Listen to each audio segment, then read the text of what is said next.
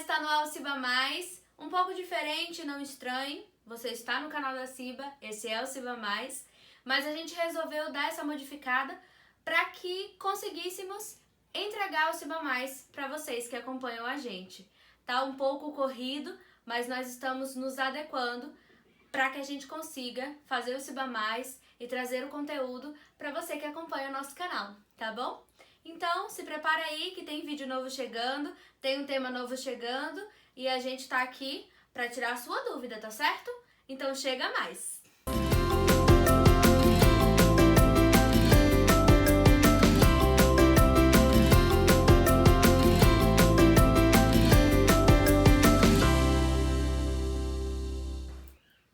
Bom, pessoal, hoje a gente vai falar sobre missão integral. Claro, quem vai responder as perguntas é o pastor Márcio, não sou eu, mas eu aqui da minha casa e ele da casa dele, tá bom? Então eu vou lançar aqui a perguntinha para o pastor Márcio sobre missão integral, que é um assunto que a gente ia tratar no vídeo passado, que surgiu dúvidas quanto à missão integral no vídeo sobre teologia liberal. Mas foi uma decisão até do pastor da gente dividir os dois assuntos e ficar cada um em um vídeo, tá bom? Então hoje a gente vai falar sobre missão integral. Se você, assim como eu, não entende muito bem do assunto, essa é a sua hora de tirar suas dúvidas. Eu vou começar, pastor Márcio, perguntando o que é missão integral? Ela traz algum benefício ou algum malefício para a igreja? Explica pra gente. Olá, Lilian. Obrigado pela pergunta. Então, Lilian, a missão integral é um movimento que desde a década de 60, no seu nascedouro, tenta refletir no papel da igreja. Ela nasce no contexto latino-americano, então ela tenta buscar como a igreja deve cumprir a sua missão de transformação do local onde ela está inserida. Como essa reflexão parte desse contexto latino-americano, então ela vai focar muito na questão da desigualdade social, da pobreza, no cuidado daqueles que estão à margem da sociedade. Então ela tem essa proposta. Basicamente, os teólogos da missão integral, eles vão deixar de lado a teologia clássica, não que eles não acreditem, mas eles não estão interessados nessa reflexão nesse momento, porque a teologia clássica ela vai refletir quem é Deus e qual é a relação de Deus com o mundo. Na verdade, a missão integral ela tem uma reflexão mais prática. Qual é a relação da igreja com o mundo? Eles entendem da seguinte forma: se a igreja tem a missão de expandir o reino de Deus, então como o reino de Deus ele avança na vida das pessoas, na localidade, na comunidade que a igreja está inserida. Imagina aqui comigo, eles pensam assim: se a igreja vai pregar o evangelho numa comunidade carente, numa comunidade que tem ali pessoas que estão ali próximas do crime, que tem problema de saneamento básico, que tem problema de fome, de falta de oportunidades. Então eles pensam, bem, se o reino de Deus está chegando na vida dessas pessoas, ele vai produzir transformação desse cenário social. Então como é que a igreja faz isso? E aí eles vão utilizar de ferramentas da antropologia, da sociologia, para tentar fazer com que a igreja alcance essa missão. Então eles vão começar a promover uma série de ações sociais para que essa transformação aconteça. No primeiro momento, esse discurso parece ser interessante. Se a gente ouve assim rapidamente, diz, ok, a igreja realmente tem um papel de mudar a vida das pessoas, pregar o evangelho para mudar a vida das pessoas. Só que aí que mora o perigo da missão integral. Por quê? Eles pegam o resultado, o fruto da missão e traz esse fruto como objetivo principal da missão da igreja. E esse não é o objetivo principal da missão da igreja. Porque como nós podemos refletir a respeito da missão da igreja? Olhando para a palavra de Deus. E a palavra de Deus vai mostrar para nós que Cristo comissionou a igreja a ir por todo o mundo para fazer discípulos. E fazemos discípulos quando ensinamos tudo aquilo que Cristo ensinou, quando batizamos em nome do Pai, do Filho e do Espírito Santo. Então a missão da igreja é proclamar a obra de Cristo. As boas novas significa ensinar o que Cristo fez por nós. E uma vez pregando esse evangelho, que é o poder de Deus para a salvação, um homem perdido, separado de Deus, ele é reconciliado para viver uma nova vida com o Senhor. Essa é o foco e a missão da igreja. Com o resultado disso, esse homem passa a ter uma transformação que é de dentro para fora. O seu coração começa a receber a obra do Espírito Santo e ele começa a compreender como Deus quer que ele viva em todo o contexto, em todas as áreas da sua vida para a glória do Senhor. Então ele começa a desfrutar e a experimentar uma transformação. Então, a transformação ela precisa ser um resultado e não o objetivo da pregação.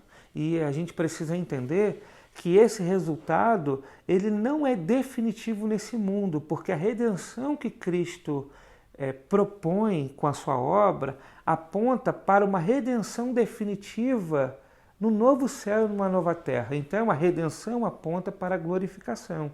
E a gente não pode perder de vista isso, porque há uma prosperidade muito maior nos aguardando com Deus na eternidade, e há uma dor e um sofrimento que aguarda aqueles que não são reconciliados com Deus também na eternidade. Então, a igreja tem esse papel de reconciliar o homem com o Senhor. Você pergunta também sobre os benefícios e os malefícios. Então, qual é o malefício disso? Qual é o que a gente pode refletir sobre o problema da missão integral na vida da igreja? O problema de tentar produzir uma redenção fora dessa obra do Espírito Santo. Então, quando a igreja usa de ferramentas e artifícios para modificar uma realidade estrutural fora a transformação do coração, nós estamos produzindo uma redenção que não é a obra da igreja. Então, a missão integral acaba propondo isso. E esse é o grande perigo, né? De começar a se refletir. Então, vamos estudar o problema da comunidade. Então, vamos trabalhar para que a comunidade tenha mais oportunidades. Então, vamos trazer aqui educação, vamos trazer aqui ações que vão promover o ataque à desigualdade social. Todas essas coisas a igreja pode fazer, mas a igreja não pode acreditar que essa é a sua missão, porque senão ela pode transformar uma realidade, produzir uma transformação de uma realidade e de pessoas que permanecem distantes de Deus e não reconciliadas com o Senhor. Então, esse é o grande problema, é você trocar a mensagem de reconciliação por uma transformação produzida através de mudanças de estrutura. A mudança precisa sempre começar pelo coração, e o coração só pode ser modificado pela pregação fiel do Evangelho. Bom, pastor, e a segunda pergunta sobre missão integral é: como é que a gente faz para identificar alguém que é adepto à missão integral? Nesse caso eu digo, por exemplo, algum pastor, algum pregador, algum líder de igreja que é adepto à missão integral. Como é que a gente faz para identificar isso? E se a missão integral não é algo bom, então como é que a gente faz para se proteger, eu diria? Geralmente o líder da missão integral, ele não vai se contentar apenas em pregar o Evangelho. Ele vai tentar, de alguma maneira, transformar a igreja para praticar essas transformações das estruturas sociais. Então, ele vai orientar a igreja a entender o seguinte, que a missão da igreja é muito mais do que falar, muito mais do que proclamar. Mas a missão da igreja é ir ao pobre, ir ao necessitado. Então a igreja começa a deixar de lado o seu papel de proclamação e passa então a focar nas obras sociais. É bom que eu diga que não há nenhum pecado, nenhum problema na igreja fazer obras sociais. É importante a igreja fazer obras sociais. Nós devemos amar uns aos outros. Mas esse não é o objetivo principal da igreja. É bom que a gente deixe isso claro. Então, geralmente, o líder da missão integral, ele vai abrir mão dessa proclamação que aponta para o céu, para o inferno, que confronta o pecado, uma vida de santidade, e vai pregar um evangelho, um discurso de inclusão, um discurso que está muito mais conectado com ideologias do que propriamente com o evangelho. Então, cuidado, se o evangelho que está sendo pregado, ele está muito conectado com o marxismo, com ideologias de esquerda, a gente precisa parar e pensar, opa, o que está sendo ensinado aqui não é o evangelho, mas é o evangelho misturado com ferramentas sociológicas, antropológicas, que tentam forçar a igreja a uma missão que não é a sua responsabilidade. Terceira e última pergunta, então. Eu queria que o senhor me falasse se é possível, por exemplo, alguém ser adepto à missão integral, mas não se dar conta disso, não perceber. Tem como isso acontecer? É possível participar do movimento sem fazer um discernimento mais aprofundado do que está sendo proposto. Então, como eu disse, o discurso ele é muito palatável, ele é muito agradável, né? Ele motiva a igreja a fazer algo para o Senhor. Então, quando se diz para a igreja que aquilo é para o Senhor, que é o cumprimento da sua missão, então a igreja se envolve com aquilo, achando que está fazendo, de fato, a missão, de fato está realizando a missão. Então pode ser que há muitos irmãos com a intenção de agradar ao Senhor, está envolvido num movimento assim, sem ter o discernimento adequado. Então o que é importante é tentar refletir, olhar para a Bíblia e perceber qual de fato é a missão da igreja. Como, por exemplo, os discípulos, eles entenderam esse chamado de Cristo ali no final dos evangelhos e começou a colocar em prática, por exemplo, no livro de Atos. É importante a gente fazer essa reflexão. Para pensar comigo. A igreja naquele tempo vivia debaixo de uma opressão de um império, né? Quem governava naquele tempo era o Império Romano. A gente não vê Jesus Cristo se levantando contra o Império Romano. Pelo contrário, ele pregou e diante de Pilatos ele disse: o meu reino não é deste mundo. A gente olha os apóstolos cumprindo a missão, preocupado em ensinar aquilo que Cristo ensinou, em pregar o Evangelho, a mensagem de arrependimento, para que as pessoas pudessem então ser salvas. E a gente vê igrejas sendo formadas no Novo Testamento com uma série de orientações de como a igreja deveria viver para a glória de Deus. A gente não vê no livro de Atos, nem nas cartas do Novo Testamento, um ensino, uma orientação de que a igreja ela deve estar preocupada com o aspecto social e que a igreja precisa estar ali se envolvendo em questões políticas, que a igreja está envolvendo com essa transformação social do mundo em que ela está inserida. Pelo contrário, a gente vê a igreja sofrendo perseguição e mantendo-se fiel a Deus na pregação do Evangelho. A gente vê a igreja sofrendo injustiças e a gente lê nas cartas do Novo Testamento um encorajamento para que a igreja não fosse apegada a estas coisas, mas permanecesse fiel ao seu Deus. A gente vê Paulo, por exemplo, orientando a igreja a estar submissa às autoridades. Então a gente não vê na formação da igreja no Novo Testamento um ensino e uma orientação preocupado com esse aspecto social. Pelo contrário, e aí muitos vão utilizar, por exemplo, do texto de Atos capítulo 2, para mostrar, olha como é que a igreja vivia, tinha tudo em comum e tal.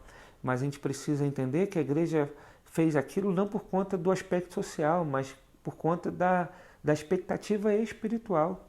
eles tinham uma ideia tão grande de que Cristo voltaria em seu tempo que não fazia sentido estar apegado às coisas desse mundo. Então, eles tinham uma perspectiva de viver uma nova realidade espiritual, num novo céu, uma nova terra, de viver eternamente com Cristo. Essa precisa ser a expectativa da igreja. Uma vez que a igreja compreende que haverá um novo céu e uma nova terra, ela precisa então estar desapegada das coisas desse mundo. E uma vez ela estando desapegada das coisas desse mundo, ela compartilhará aquilo que Deus dá como providência para abençoar a vida de outro. Então a igreja precisa focar nisso e não tentar utilizar de meios que não é a pregação do Evangelho para produzir um resultado que não é o resultado que Deus espera da igreja. Lembrando que a igreja não produz redenção, a igreja só proclama aquilo que Cristo fez, o projeto de redenção de Cristo. A redenção é uma obra de Jesus. A igreja é apenas proclamadora desta obra. Então é isso, pessoal. Obrigada, Pastor Márcio, por responder as nossas perguntas. Nós vamos ficando por aqui, mas a gente se vê na próxima quarta-feira com o próximo vídeo do Ciba Mais. E é você que ajuda a gente a produzir conteúdo pro Ciba Mais. Às vezes eu até coloco uma caixinha de pergunta no Instagram, por exemplo, mas a forma principal da gente poder trocar essa ideia com você, de poder saber a sua dúvida, é aqui pelo Instagram. Você pode deixar nos comentários a sua dúvida, a sua sugestão de tema, que a gente está sempre ligadinho, estamos anotando tudo e estamos trazendo. Caso tenha passado despercebido por nós, você pode escrever de novo, mandar de novo a sua dúvida, que a gente vai responder, tá bom? A gente se vê no próximo Ciba Mais, não esquece. E antes de você fechar esse vídeo, deixa o seu like, o seu comentário, compartilha o vídeo. E se você ainda não é inscrito no canal, se inscreve. Ativa o sininho também, porque você vai receber as notificações. Que aqui no canal da Ciba também são transmitidos os nossos cultos, toda quinta e domingo, às 19 horas, tá bom? Então fica ligado e cultue a Deus conosco, tá bom? Até o próximo Ciba Mais!